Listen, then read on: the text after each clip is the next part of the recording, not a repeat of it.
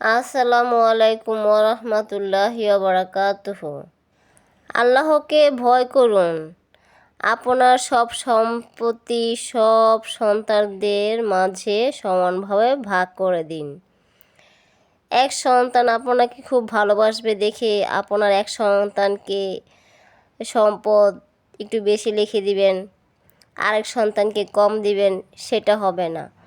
আপনার যতগুলো সন্তান আছে 4-5টা যা আছে সব সন্তানদের সমানভাবে ভাগ করে দিতে হবে। সব সম্পত্তি এক সন্তানকে দেওয়া যাবে না। আপনার যতটুকু সম্পত্তি আছে যা আছে সব সন্তানকে ভাগ করে দিন। এটা আপনার দায়িত্ব ও কর্তব্য।